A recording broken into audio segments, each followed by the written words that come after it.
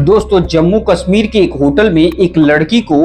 जबरदस्ती बेड पर लेटाया जाता है और उसके बाद उसके हाथों और पैरों को बांध दिया जाता है और बांध देने के बाद उससे वो करने के लिए कहा जाता है जो शायद कोई लड़की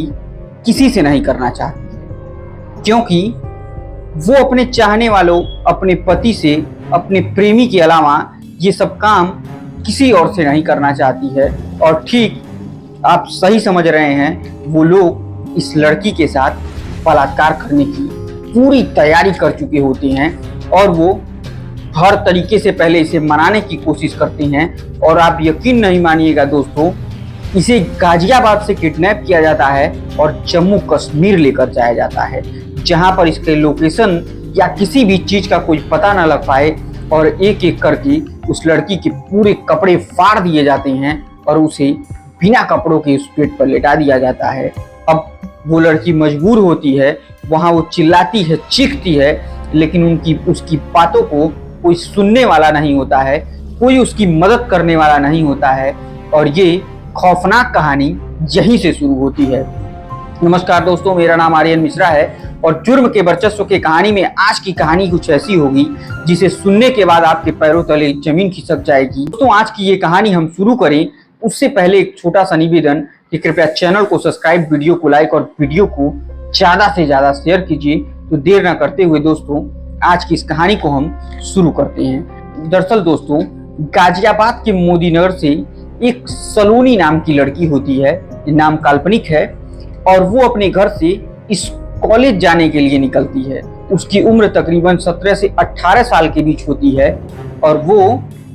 जैसे ही अपने घर से निकलती है कि भोजपुरा चौराहे के थोड़े से आगे जब बढ़ती है तो उसी दौरान कुछ युवकों ने उसके सामने गाड़ी लाया और गाड़ी को रोक दिया। अब जैसे ही गाड़ी रुकी, उस लड़की को जबरियां पकड़ा जाता है और उसी गाड़ी में बैठा लिया जाता है और उसके बाद वो लोग इस लड़की को लेकर वहां से फरार हो जाते हैं। अब घर वाले शाम होने तक का इंतजार करते हैं, लेकिन उनकी बेटी आज घर पर वापस नहीं आती है। अब जब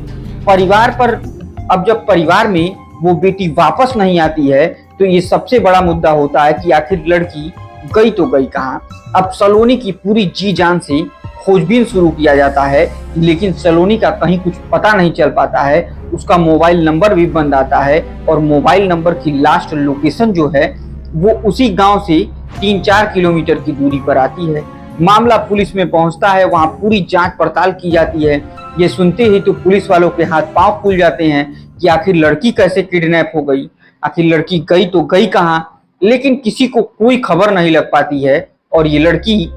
की खोजबीन चालू रहती है। देखते ही देखते तकरीबन 10 से 12 दिन बीत जाते हैं, लेकिन लड़की का कोई पता नहीं चलता है कि एक दिन अचानक लड़की के घर वालों यानी सलोनी के घर वालों के पास एक कॉल आती है और उसमें बताया जाता है कि आपकी लड़की को हमने थाने के पास से बरामद कर लिया है और आप लोग थाने पर आ जाइए। अब जैसे ही ये बात घर वालों को पता चलती है, घर वाले तुरंत उस थाने की तरफ भागते हैं और जैसे ही उस थाने पर पहुंचते हैं, अपनी बिटिया की हालत देखकर वो कुछ समझ नहीं पाते हैं कि क्या हुआ। लेकिन उस थाने में उस लड़की से कुछ पूछताछ नहीं करते हैं और वो लड़की इन्हें सुपुर्द कर दी जाती है। और जब ये घर वाले सलोनी को लेकर घर पर आते हैं तो घर वाले सलोनी को अपने सामने बैठाते हैं और फिर उससे पूछताछ शुरू करते हैं कि बताओ आखिर ऐसा कैसे हो गया, कैसे तुम यहाँ से गायब हो गई और 10 से 12 दिन तक तुम रही कहाँ। और जब ये कहानी सलोनी बताना शुरू करती है, यकीन मानिए दोस्तों, पूरे घर वाले सन्न रह जाते हैं और माँ का तो रो रो कर बुरा हाल हो जाता है। सलोनी बताती है कि जब 24 जून सुबह के तकरीबन 11 बजे जब मैं मोइनुद्दीन से प्रतापपुर चौराहे से की तरफ बढ़ती हूँ तो अचानक से मेरे सामने एक गाड़ी आ जाती है। जैसे ही वो गाड़ी रुकती है, मैं कुछ सोच समझ पाऊँ, मेरा हाथ पकड़कर उस गाड़ी में खींच लिया जाता है और सबसे पहले मेरा मोबाइल बंद करा दिया जाता है। अब मोबाइल बंद हो जाने के बाद मैं किसी से कुछ कह नहीं पाती हूँ। मैं चीखने चिल्लाने की कोशिश करती हूँ तो वो लोग मेरे सर को गाड़ी के नीचे की तरफ दबा देते हैं और वैसे ही बैठाने रहते हैं और मेरे साथ गाड़ी में मार पिटाई भी की जाती है, जिसके कारण मैं बोल नहीं पाती हूँ और वो लोग मुझे गाजियाबाद की इसी जगह से उठाते हैं और वो जम्मू लेकर जाते हैं और जम्मू के एक होटल में मुझे रखते हैं और वहां तकरीबन 6 दिनों तक मुझे रखा जाता है। एक एक कर पहुंचने के बाद मेरे कपड़े को फाड़ दिया जाता है, मेरे पास एक भी कपड़े नहीं रहते हैं। मुझे दिन भर बिना कपड़ों के उसी होटल में रखा जाता है ताकि मैं कहीं बाहर ना निकल जाऊं। और उसके बाद वो घिनौना काम चालू होता है जिसे सुनने के बाद आपके होशो हवास उड़ जाएंगे। उसके बाद उसमें से तकरीबन 2 से 3 लड़के होते हैं इस पूरी गैंग में, जो एक के बाद एक कर सलोनी के साथ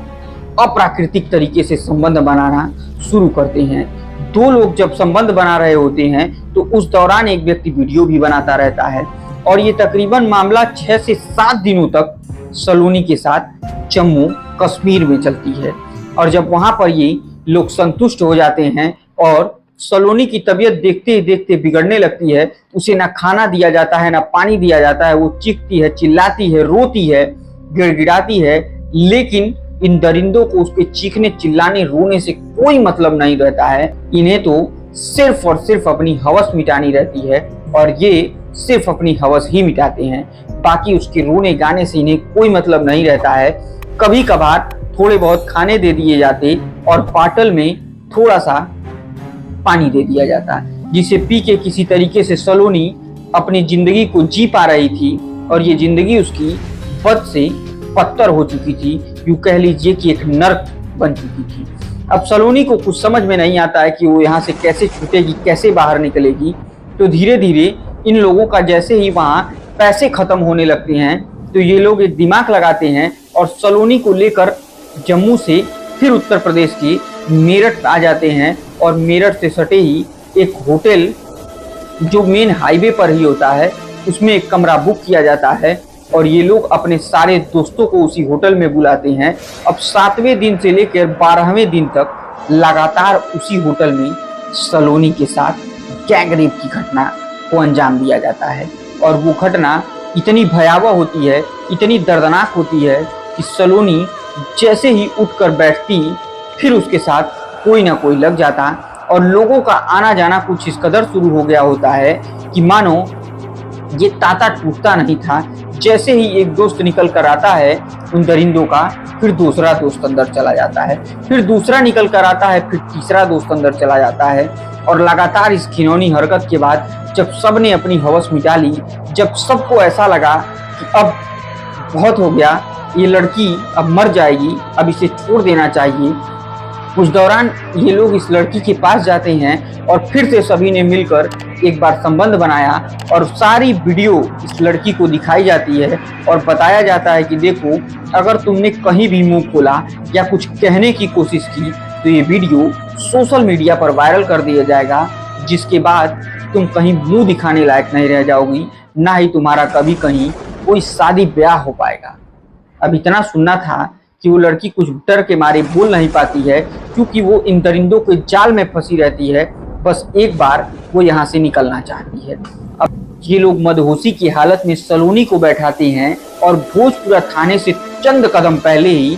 वहीं फेंक कर चले जाते हैं। अब सलोनी किसी तरीके से उठकर लड़खड़ाते हुए कदमों से खड़ा होती है और उसके बाद ये जानकारी पुलिस को देती है और पुलिस को जैसे ही ये सूचना मिलती है पुलिस इस लड़की के पास आती है, पूरी जानकारी लेती है और इसे बरामदगी दिखा करके परिवार को इन्फॉर्म करती है, लेकिन उसके बारे में जानने की कोशिश नहीं करती है कि इस लड़की के साथ क्या हुआ है, क्यों हुआ है। इस सब से पुलिस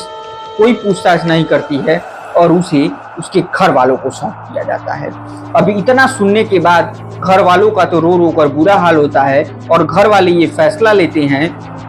कि इसकी शिकायत चल के थाने में करनी होगी, वरना तुम्हारी जिंदगी ये लोग बद से बदतर बना देंगे और हर बार तुम्हें वो वीडियो दिखाकर ब्लैकमेल किया जाएगा और बार बार बुलाया जाएगा। अब घर वाले इस लड़की को लेते हैं और उसके बाद एक बाकायदा लेटर बना करके थाने पहुंच जाते हैं। जैसे ही ये लोग मोदी नगर थाने जाते हैं तो ये मोदी नगर की पुलिस के कुछ कर्मचारी सीधे इस लेटर को लेने से मना कर देते हैं और कहते हैं कि ये हमारे इलाके की घटना नहीं है, जब ये घटना मेरठ में हुई है तो आप मेरठ जाइए। अब परिवार सीधे वहां से मेरठ के लिए निकलता है और जब मेरठ के उसी होटल के आसपास के थाने में संपर्क किया जाता है तो वहां भी मना कर दिया जाता है और थक हार कर परिवार सीधे जिले के एसएसपी साहब के पास पहुंचती है।